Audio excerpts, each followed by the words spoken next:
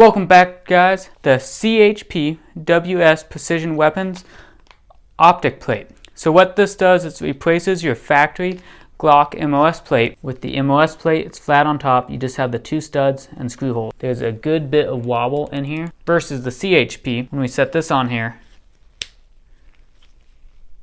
that is a lot tighter lockup. Those do have a tendency of causing issues with keeping zero on your red dot, along with some other issues.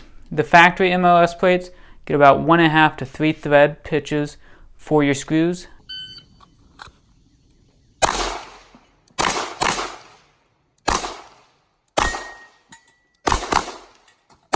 This plate here gives you more options.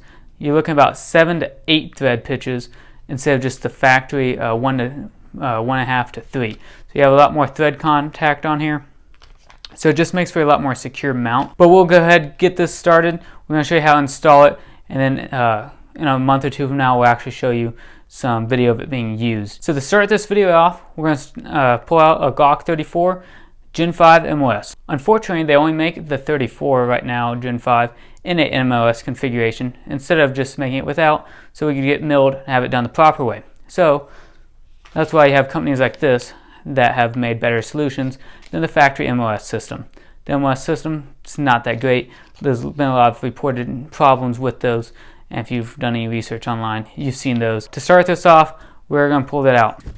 So this gun here is my carry gun. We're going to be switching this red dot off, putting on the plate, and then putting the red dot back on. So to do this, you do want to make sure the gun is unloaded. At all times we maintain gun safety rules. So we're going to be unloading the gun here. Okay, so the gun is unloaded. We have confirmed that. And then yes, that was a safe ejection. Now, one issue here is a lot of people like doing work on their guns, and that's their self-defense gun. Then they don't pull out another gun. You don't know when something bad's going to happen. A lot of people carry guns in their home in case a home invasion happens. Well, if you're working on that home defense gun at this moment, now you don't have something for home defense. So I do recommend carrying an extra gun, whether it's the exact same gun or something comparable. This here is a CZP-10C. So I'm going to be running this in the meanwhile while we fix this gun. So we're going to put this plate on here. And it is important to have extra gun, because this gun here, we're going to be using Loctite, and you want to give that Loctite minimum 24 hours up to 72 hours to dry, so that way when you do pull it out, it's not going to come loose. That has happened. Don't be that guy who just throws it on there and starts shooting, because your red dot will fall off eventually. So just have another gun. Make sure you leave this to dry. Tools needed for this project: we need a hex screw, some cleaning agent to clean off the threads that's currently on there. We'll need some Loctite. They do recommend purple Loctite 222 or purple Loctite 222 MS. I don't have that. I just went with blue Loctite. It's a little stronger than the purple, but for what I'm doing, I'm perfectly okay with that. We're going to be using a Holosun 507C as the red dot. It's what's currently on there. We're just basically switching out the plate. I do have a cleaning mat here, so it's going to absorb those extra oils. I do also like using gloves when I work with guns, because you do get lead buildup on here, so just prevent lead from transferring from your hands, while also using just a rag to clean it. So what we have going on here is we do have the plate. Already taken a look at this, but in the bag you get the plate here. This plate is milled out of aluminum. It's a lot better than the factory MOS plate. You do not have to order extra screws, because all of that's coming in this package here. So in the package, it's going to be a small envelope. You're going to have this piece of paper here. This is your instructions, so don't throw it away, and do make sure you pull out the package, because that's going to tell you how to actually do this. I've already read it, so I don't need to look at that again. If you have any issues, you got a customer service card. These screws here are what you need to mount your red dot. This one will say RMR, so if you're running a Trijicon RMR, that's what you'll use. If you're using a Holosun 507C, some other type of Holosun, you'll use the screws marked for Holosun. This baggie here, this is going to be your M3 screws. These screws are what mounts the plate to the slide, versus the Holosun screws are what mounts the Holosun to the plate. So you do need to make sure you distinguish those two. And of course, you got a sticker. And then you got some generic Allen heads. So if you don't have a screwdriver or hex screw here, then you do get some Allen heads here, which you can use. One nice thing about the plate is it does list the screws you need to mount the plate.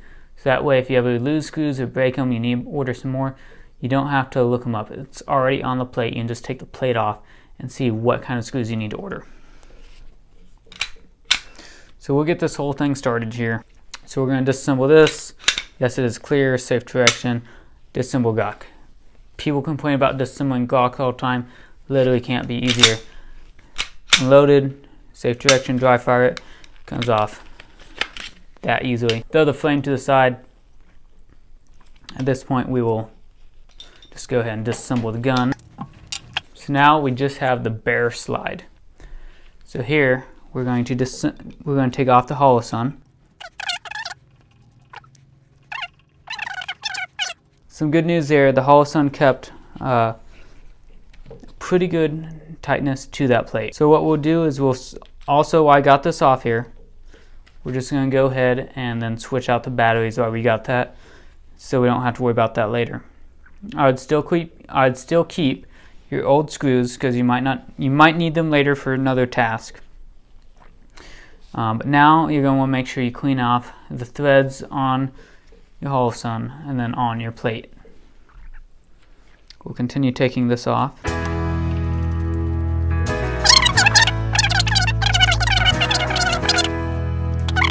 You can see a noticeable difference here. One, this plate's going to be a little heavier. With the MOS plate, it's flat on top. You just have the two studs and screw holes. So what connects the holosun to that MOS plate, there's a good bit of wobble in here. You can even hear that. I'll put that next mic. See if that'll pick up. There's a good bit of wobble in there. Versus the CHP, when we set this on here, that is a lot tighter lockup. So we can see here the holosun fits flush with the back versus there being a gap in the front, and a gap in the back, and a lot of play. This CHP mount here, they've added a spacer in the front and there's no gap in the back, and it locks in very tightly. A few of the first differences are, not only do we just have two pegs in the front with the Glock MOS plate, the CHP plate, we have 4 pegs. So not just 2, but 4. So that locks into your retaining pegs here on your holosun or your RMR, and then also where you normally have screws, it locks in those, and then you also just screw it on like normal. That's going to give you a lot tighter lockup. And you can see here, get that closer. You can see there is no gap, unlike, and that plate also does not just fall off, but there's no gap unlike the factory MOS plate. See, there's a big difference between that. There's a gap there and a gap in front. This plate also does not stay on. I picked the holosun up just fine, versus this plate here, when the holosun's on there, the plate stays with it. So there's a pretty big difference there. You can also see here, the plate completely covers the back or the bottom of the holosun and the Trijicon RMR. Unlike the factory MOS plate, which there is a gap there. Why is that important? If you're running a Trijicon RMR, you have a seal on the bottom that retains the battery, also keeps your RMR watertight. So with the factory MOS plates, it does not stay watertight with that seal. So you have to buy an adapter from Trijicon or on Amazon. You have to buy an adapter, that's the point. This here, you do not have to buy that adapter because this is part of the adapter. It's the main point there. Now I'm just going to clean this up. We'll give it probably a couple hours or so, just so we don't have any oil left in the gun when we do go and actually mount this here. And then after that, we'll give it about 72 hours.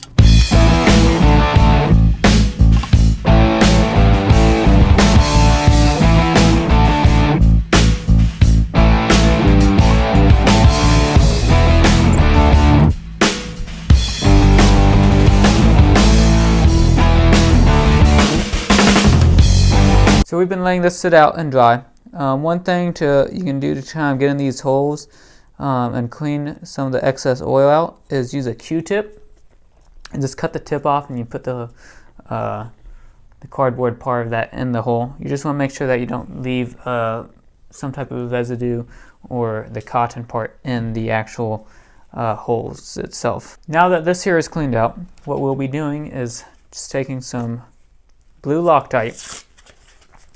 It suggests purple Loctite number 222, but I've decided to use blue Loctite instead, just because that's what I had. I didn't want to order the purple Loctite and wait for it. So while we do that, we'll want to grab the M3 screws out of the baggie that is provided. So we'll take the M3 screws, we'll take the Optic plate. The Optic plate will sit like this. So what we'll want to do is put a little bit of Loctite here in the holes themselves, and that was a lot more than a little. So we definitely have a good bit of Loctite on that. We'll put the plate on after we got the Loctite on there. Then what we'll do from there is, although we added some Loctite to the hole itself, I'm going to put a little bit of Loctite on the screw. Again, apparently I'm adding way more than a little. In the package, it does recommend 9.5 foot-pounds of torque. Now, I don't have a torque wrench, so I'm just going based off feel, but that should be good too, because it includes hand tools. If you have a torque wrench, go ahead and use that. We'll just put this here on, and then I'll just wipe away the excess Loctite that has been on that. Before we continue, I'll be switching out the battery on the Holosun 507C. Now, this is one reason why you do want to keep the box, or at least the tools that come with the red dot. This here is the older first generation 507C. Now they have the 2.0s coming out with the battery compartment on the side. What we have going on here is we have to take the red dot completely off to switch out the battery. So we'll put this back on, add the cap. Dot is back on, ready to go. I'll mess with the brightness settings later on that, because right now I just want to get the dot actually on there. Got the Holosun 507C ready. What we'll be doing now is we'll grab that little baggie that we mentioned earlier with the Holosun screws in there. We'll open this up. We do the same process we did in the beginning with just the plate. Just going to add a little bit of Loctite to the hole itself. Then I'm going to put the Holosun on there, the 507C on there. Now I'm going to add a little bit of Loctite to the screws that hold down the Holosun.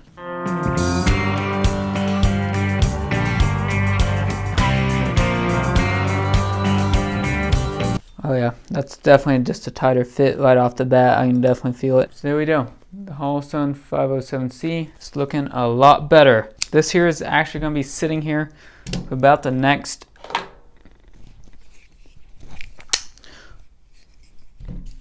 So one thing keep in mind with Loctite, it needs at least 24 hours to set. Now it'll be safe to handle after about an hour, so you don't have to worry about, if you're just picking it up and moving it, worry about coming unloose. But you need a full 24 hours for the Loctite to cure, upwards of 72 hours, just to make sure that the Loctite does not come off. So especially if you're using life-saving pieces of equipment, you're attaching a lead dot to it or some type of optic, your front sight, definitely want that Loctite to cure. Make sure you give it that full amount of time. Don't put this on and then go shoot. That's how you have Loctite's not setting and then your gun falls apart when you go out shoot after putting that front sight on, and that front sight comes completely off. Allow 24 to 72 hours for that Loctite to set.